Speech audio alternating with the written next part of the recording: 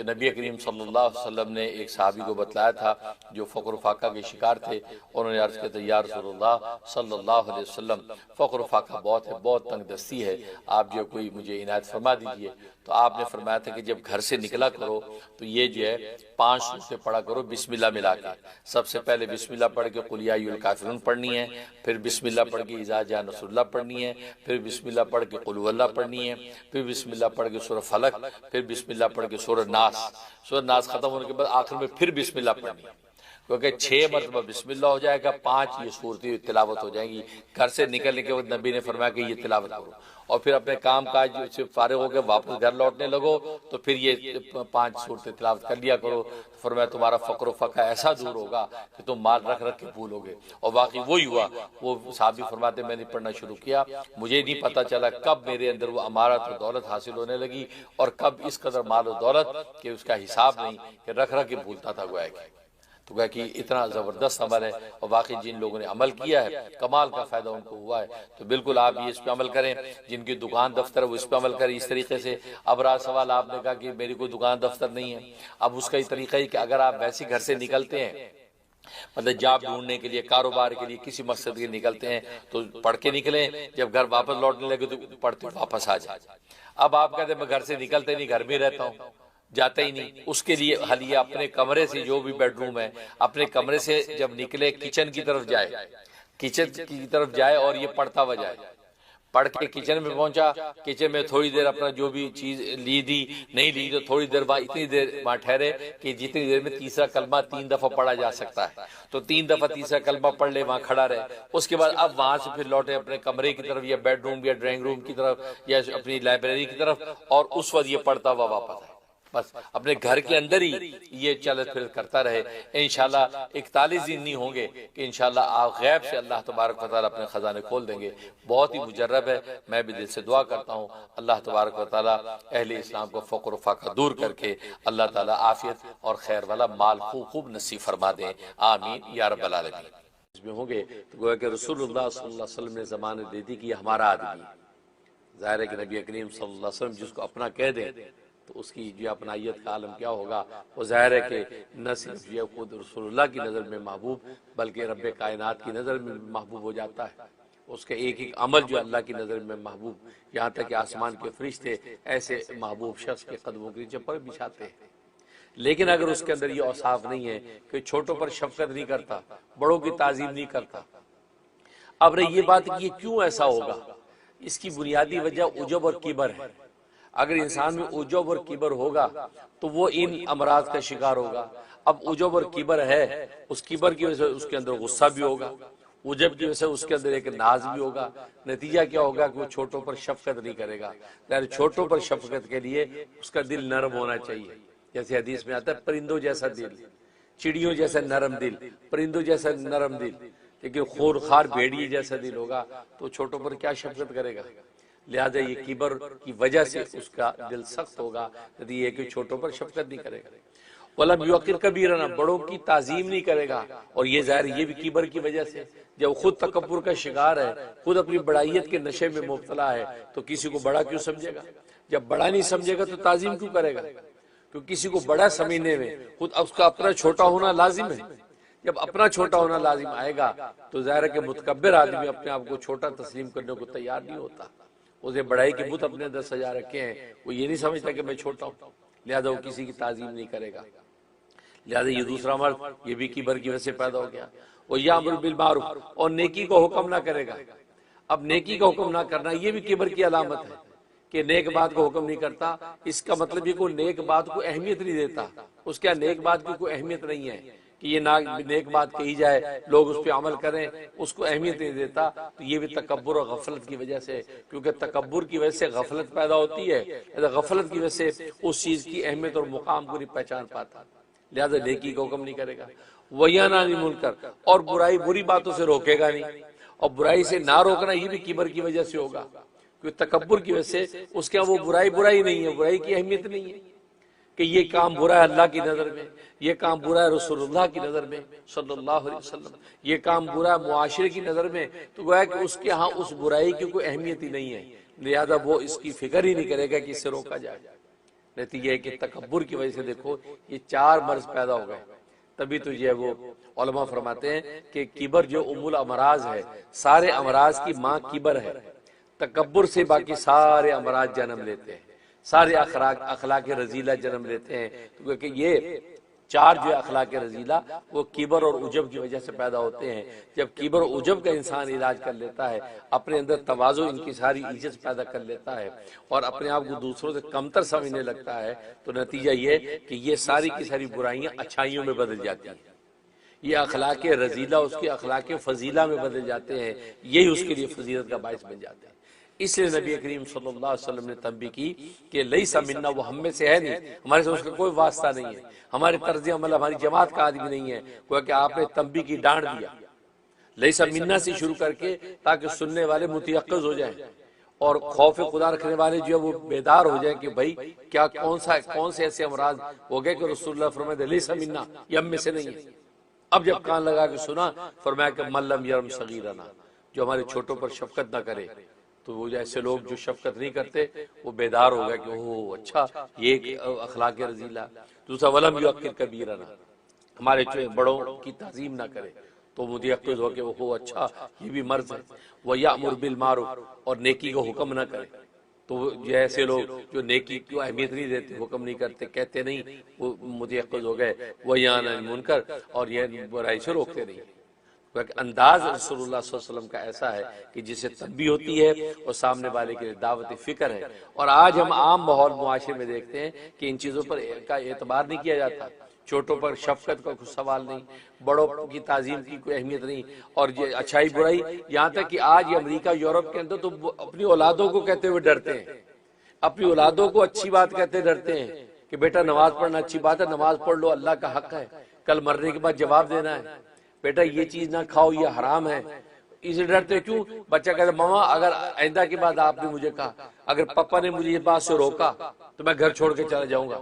یہ کیا ہوتا، اماں ابا آپس میں کہتے چھوڑو جیسے چاہتا کر، تو گھر میں تو رہے، آنکھوں کے سامنے تو رہے، گھر سے دور تو نہ ہو. کوئی بات نہیں، نماز نہیں پڑھتا نہ پڑھے، روزہ نہیں رکھتا نہ رکھے، اس کو کہتے تو تیش میں آ جاتا ہے، وہ تو سر پھوڑنے لگتا ہے، دیواروں میں مکے مارنے لگتا ہے.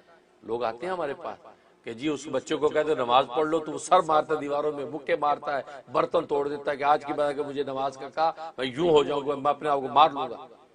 مار لو بھائی، 10 دفعہ مارو. لیکن ماں باپ ڈر جاتے ہیں، نہیں یہ گھر چھوڑ کر چلا جائے، 18 سال کا ہو گیا، 18 کا ہو گیا، گھر چھوڑ کے چلا جائے گا.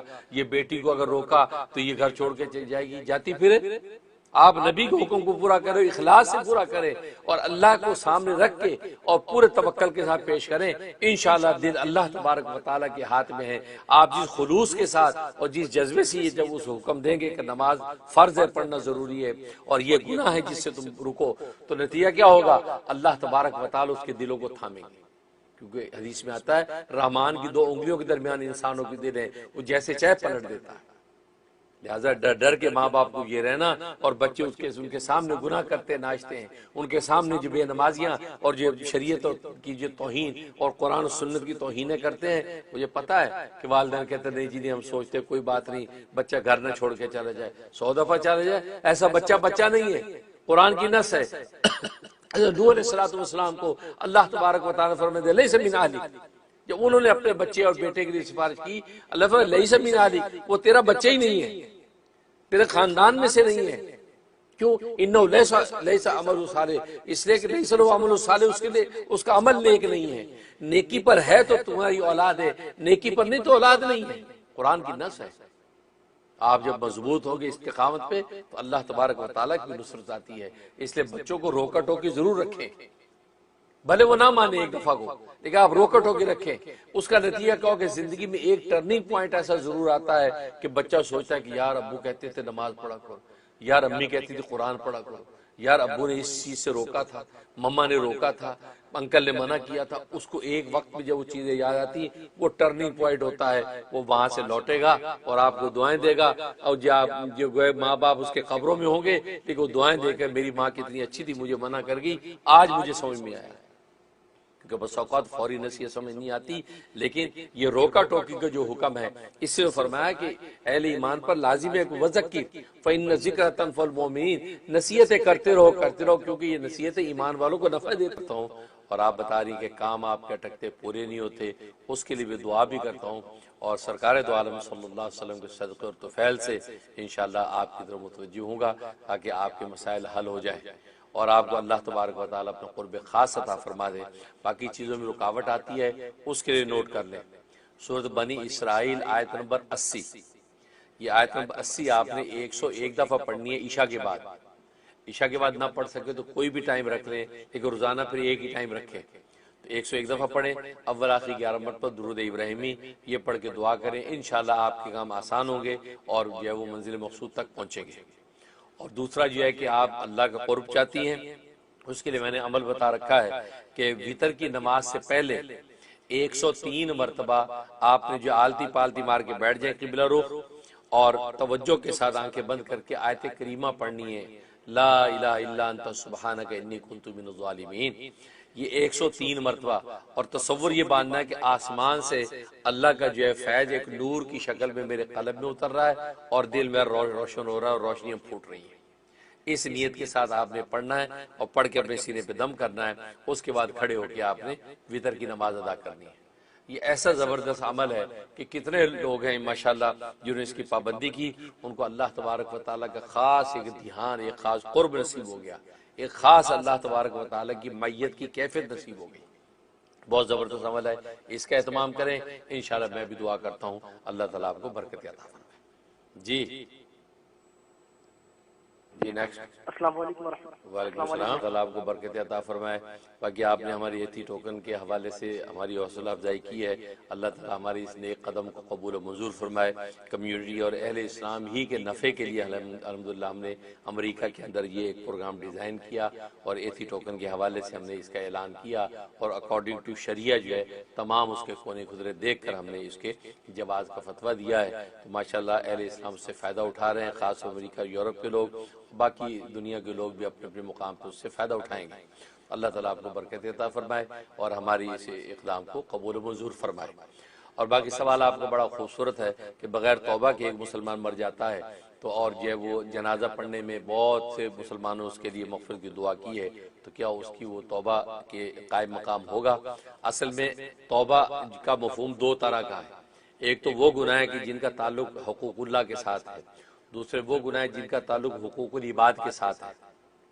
حقوق اللہ کے ساتھ جن گناہوں کا تعلق ہے تو یہ پیچھے سے جو ہے مغفرت کی دعا کرنے والے اتنے کثیر ہیں اور اللہ کے نیک بندے، ان کی دعاؤں کا یہ اثر ضرور ہو سکتا ہے کہ اللہ تبارک و تعالیٰ اس کو اس حقوق اللہ کے اندر جو کوتاہیاں تھیں اس کے قائم مقام کر کے اس کے توبہ کے قائم مقام منظور کر لے اور اس کے ان گناہوں کو معاف کر دے۔ لیکن جو حقوق العباد ہے، بندوں کا حق ہے، تو بندوں کا حق آپ کو پتہ ہے جب تک صاحب حق کو اس کا حق پہنچا نہ دیا جائے اس وقت تک توبہ بھی قبول نہیں ہوتی۔ اب زبانی توبہ کر لی، لیکن کسی کا قرض اگر کندھوں پر ہے تو قرض جب تک ادا نہیں کرے گا تو اس کی زبانی توبہ کا کوئی اعتبار نہیں ہے، تو وہ اس کو آخرت کے اندر جو دینا پڑے گا۔ اس لیے یہ حقوق العباد کے حوالے سے جو گناہ ہوں گے وہ آخرت کے اندر جو ہے صاحب حق کے ساتھ جو ہے گویا کہ مکالمہ کر کے اللہ تبارک و تعالی جو ہے صاحب حق کو اس کا حق دیں گے، اور حق جیسے حدیث پہ فرمایا کہ اس کی جو ہے وہ کی نیکیاں اس کو صاحب حق کو دے دیں گے۔ اگر نیکیوں سے بات نہ بنی تو اس کے گناہ جو ہے اس شخص کے جو ہے کھاتے میں ڈال دیں گے، اس طرح وہ معاملہ کریں گے۔ لیکن اگر جو ہے مغفرت کی دعا کرنے والے اتنے اونچے مقام کے ہیں، اتنے کثیر ہیں، اس کے بخشش کی دعا کر رہے ہیں، تو اللہ تبارک و تعالیٰ اپنی رحمت سے یہ ضرور کر سکتے ہیں کہ حقوق العباد کا جو معاملہ ہے وہ بھی اپنے ذمے لے لے، اور جو صاحب حق ہوں گے ان صاحب حق کا حق اپنی طرف سے ادا کر کے ان کو خوش کر دیں گے، اور وہ بیچارہ جو ہے وہ مرحوم جو ہے اس کی بخشش ہو جائے گی۔ تو یہ بھی ہے، چنانچہ اسے شہید کے بارے میں لکھا ہے نا کہ شہید کے اوپر جو ہے جو حق ہوں گے دنیا کے یعنی حقوق العباد ہوں گے تو اللہ تبارک و تعالیٰ اپنی طرف سے جو ہے وہ صاحب حق کو ادا کر کے ان کو خوش کر دیں گے تاکہ شہید کو جو ہے وہ سیدھے جنت کے اندر داخل کیا جا سکے۔ تو ایسا ہو سکتا ہے۔ تو بس اوقات جو مغفرت کی دعا کرنے والے کا اثر ایسا ہوتا ہے کہ حقوق العباد میں جہاں تک جو خواب کا تعلق ابو کے حوالے سے، اس کا مطلب ابو کی انشاءاللہ بخشش ہو گئی ہے، اچھے حال میں ہیں، لیکن آپ کی طرف سے ایصال ثواب کے منتظر ہیں۔ آپ نے جو پیسے دیکھے ہیں تو کیا اتنی مقدار جو اگر یاد ہو جتنے پیسے ہیں، یا یاد نہیں تو اپنے استطاعت کے مطابق جو ہے آپ رقم جو ہے وہ صدقہ کریں ابو کے لیے، ابو کے ایصال ثواب کے لیے، کیونکہ ان کو ایصال ثواب کی ضرورت ہے، مالی صدقے کی ضرورت ہے۔ نتیجہ یہ ہوگا کہ جو بھی مطلوبہ مرتبہ یا جو مطلوبہ جو ہے لفظیں معاف ہونے کا جو ہے ان کے سے وعدہ ہوا ہوگا تو اس ایصال ثواب سے ان کو فائدہ پہنچے گا، تو ایصال ثواب کریں۔ اور دوسرا باقی آپ اپنے لیے بیماری کو نوٹ کر لیں، اس کے لیے سورہ قریش 41 مرتبہ 41 ٹائم مغرب آپ پڑھنی ہے، اور پڑھ کے پانی میں دم کر کے پانی پی لینا ہے، اور ہر کھانے پینے پہ 11 مرتبہ لا حول ولا قوت الا باللہ العلی العظیم پھونک لینا ہے۔ اور یہ دو عمل آپ نے کرنے، انشاءاللہ اللہ کی رحمت سے آج کی بایوپسی کا جو رزلٹ جو ہے نیگیٹو آئے گا اور آپ کو اللہ سے تو عافیت دے گی۔ جی دفعہ مانگنا چاہتی ہیں تاکہ آپ کی پریشانی دور ہو جائے اور اللہ تبارک و تعالی کی خاص نصرت نصیب ہو جائے۔ اس کے لیے نوٹ کر لیں سورۃ النساء آیت نمبر 75 نمبر آیت، یہ آپ نے 41 ٹائم پڑھنی ہے۔ کسی بھی ایک نماز کے بعد آپ یہ پڑھیں، زور کے بعد پڑھیں تو بہت اچھا ہے، ورنہ کوئی بھی وقت رکھ لیں، اول آخری 11 مرتبہ درود ابراہیمی یہ پڑھ کے آپ دعا کریں۔ جو بھی دشمن ہیں ان کے لیے کریں کہ دشمنوں کو اللہ دفع دور کرے، اور اس اپنے شوہر کے لیے کریں تاکہ یہ ان دشمنوں کے نرغے سے نکل کر آپ کے ساتھ جو ہے اس کے معاملات جو حسن اخلاق میں بدل جائیں۔ یہ نیت کر کے اللہ کی خاص نصرت مانگیں۔ تو یہ 41 ڈیز کی نیت سے آپ شروع کر لیں، بہت زبردست دعا ہے اور زبردست اللہ کی نصرت اور رحمت آپ کے ساتھ شامل حال ہو جائے گی۔ میں بھی دل سے دعا کرتا ہوں۔ ناظرین وقت ہے کمرشل بریک کا، بریک پہ جانے سے پہلے ہم شکر گزار ہیں کہ آج کا پروگرام سپانسر ہوا ہے نیلم بلال ہیوسٹن، نیلم بلال صاحبہ کی طرف سے ہیوسٹن سے، ماشاء ان کا ہمارے ساتھ تعاون رہتا ہے، ہماری فاؤنڈیشن کے ساتھ اور ہمارے رحم ٹی وی کے ساتھ ان کا تعاون رہتا ہے۔ اللہ تعالیٰ ان کی تعاون اور محبت کو قبول و منظور فرمائے۔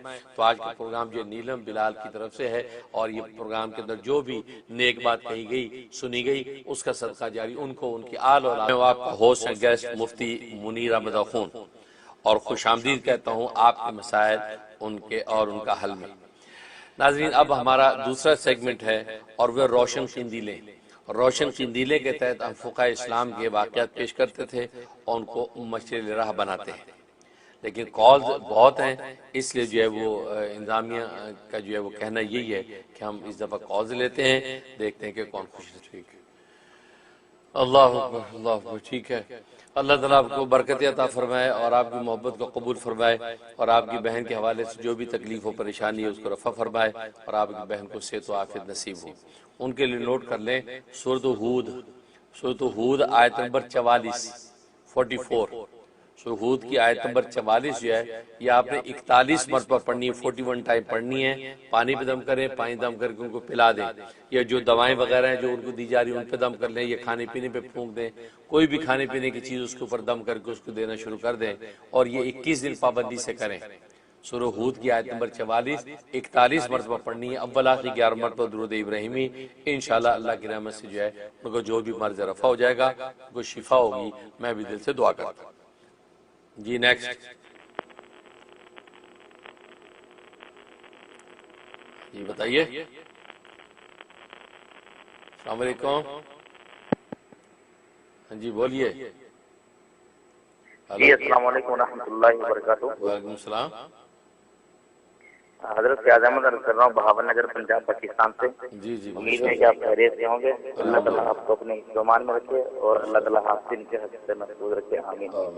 حضرت جو ہے وہ میں پنجابی کے چند الفاظ آپ کی خدمت میں رکھنا چاہتا ہوں کہ راہ دے ہر کوئی اچھے میں بھی اچھا راہ دے، راہ دے ہر کوئی اچھے میں بھی اچھا راہ دے، بن مرشد راہ نہیں لبنا رول مر سے وچ راہ دے۔ تو حضرت میرا جو ہے ایک بھتیجا ہے، رات کو ان کے جو ہے نا سر کو بخار چڑھ جاتا ہے، دن کو وہ ٹھیک رہتے کھیلتے کودتے رہتے ہیں، لیکن رات کو بخار چڑھ جاتا ہے، اس کے لیے وظیفہ عنایت فرما دیں۔ السلام علیکم و رحمۃ اللہ۔ وعلیکم السلام۔ بہت شکریہ بہت شکریہ، ماشاءاللہ اللہ تعالیٰ آپ کی محبت کو قبول فرمائے۔ بہاول نگر پاکستان سے کال کر رہے ہیں فیاض صاحب، اللہ تعالیٰ آپ کو برکت عطا فرمائے، اور آپ نے پنجابی کا جو اچھا شعر پیش کیا ہے اللہ تعالیٰ اس کو شرف قبول بخشے۔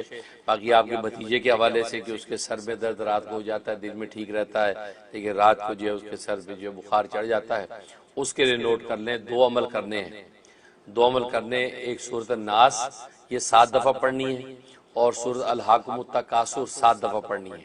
یہ دونوں صورتیں 7 دفعہ پڑھنی ہیں، اول آخر 3 مرتبہ درود شریف، اور اس کے یہ سر کو پکڑ کے، یہ ماتھے کی طرف سے سر کو پکڑ کے آپ نے یہ دونوں صورتیں 7 مرتبہ پڑھنی ہیں۔ پہلے سورۃ تکاثر پڑھنی ہے، اس کے بعد سورۃ ناس پڑھنی ہے۔ اول میں 3 دفعہ درود شریف پڑھنا ہے اور بعد میں 3 دفعہ درود شریف پڑھنا ہے، اور پڑھ کے زور زور سے 3 پھونکے اس کے سر پہ مارنی ہے، دونوں کانوں میں مارنی ہے، اور آدھے کپ پانی پہ دم کر کے پانی اس کو پلا دینا ہے۔